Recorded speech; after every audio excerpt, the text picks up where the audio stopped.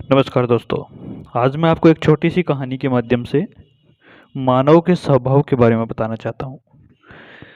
आप सुन रहे हैं आरती की डायरी में मैं रुद्रा को।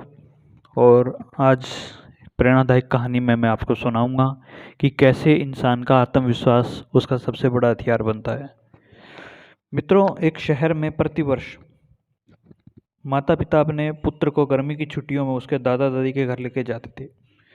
गांव में घर था दादा दादी का, उसके वहाँ पे लेके जाते थे। 10-20 दिन वहीं रहते फिर लौटते थे।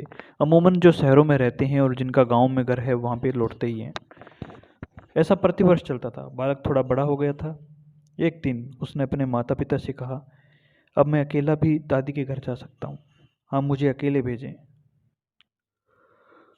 जिद होती है, अक्सर आपने देखा होगा बच्चों की जिद बाल हट प्रसिद्ध है। एक दिन जब उसने माता पिता के साथ में जिद रखी कि मुझे दादी के घर अकेला जाना है, तो माता पिता पहले तो राजी नहीं हुए, परंतु बार बार यही बात बोली तो उनको सारी सावधानी समझाई और अनुमति दे दी। जाने का दिन आया। पिता बालक को छोड़ने स्टेशन पर गए। ट्रेन में उसको उसकी सीट पर बिठाया। बाहर आकर खिड़की पर उससे बात की, उसको सारी सावधानी दोबारा समझाई। बालक ने कहा, मुझे सब याद है, आप चिंता मत करो। ट्रेन को सिग्नल मिला, सीटी बजी। अब पिता ने एक लिफाफा पुत्र को दिया और कहा, बेटा अगर रास्ते में तुझे डर लगे तो ही ये लिफाफा खोल करके पढ़ना, और उसमें जो लिखा हुआ है उसको पढ़ लेना, फिर तुम्हें डर नहीं लगेगा। बालक ने पत्र जेब में रख लिया। पिता ने हाथ हिलाकर विदा कर दिया। ट्रेन चलती रही। हर स्टेशन पर नए लोग आते रहे, पुराने उतरते रहे। सबके साथ कोई न कोई होता था। अब बालक को अकेलापन सताने लग गया। अरे मेरे साथ तो कोई नहीं है। अगले स्टेशन पर ट्रेन में एक ऐसी शख्सियत आई जिसका चेहरा बहुत भयानक था, बहुत डरावना चेहरा था। बालक पहली बार बिना माता पिता के, बिना किसी दूसरे सहयोगी के यात्रा कर रहा था। उसने अपनी आंखें बंद करके सोने का प्रयास किया, परंतु बार बार उसे वही डरावना चेहरा दिख रहा था। बालक को डर लगने लग गया, रुआंसा हो गया। उसको पिता की याद आई, माँ की याद आई। अब अचानक उसके दिमाग में आया कि पिता ने चिट्ठी दी थी। उसने जेब में हाथ डाला, हाथ कांप रहे थे।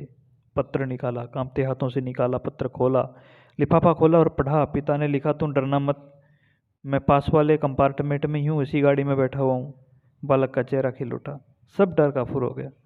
जीवन भी ऐसा ही है दोस्तों। जब भगवान ने हमको इस दुनिया में भेजा है, उस समय उन उनको पहले से सब ज्ञात था।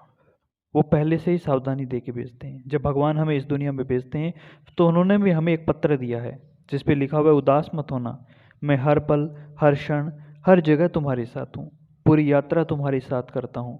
केवल तुम अपने स्मरण में मुझे याद रखो, सच्चे मन से याद करना, एक पल में मैं हाजिर हो जाऊँगा।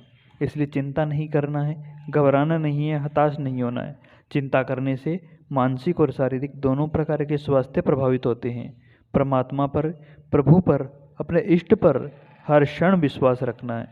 वह हमेशा हमारे साथ हैं और पूरी जिंदगी की यात्रा के दौरान अंतिम श्वास तक हमारा साथ देते हैं। बस इसी एक एहसास को कायम रखने का प्रयास करते रहना। बाकी सब उस परमात्मा पे छोड़ दो, क्योंकि उसकी मर्जी के बगैर एक पत्ता भी नहीं हिलता है। तो कहानी आपको कैसी लगी कमेंट करके ज़रूर बताइएगा। चैनल को सब्सक्राइब करना बिल्कुल मत भूलिएगा। नमस्कार दोस्तों, जय सिया राम।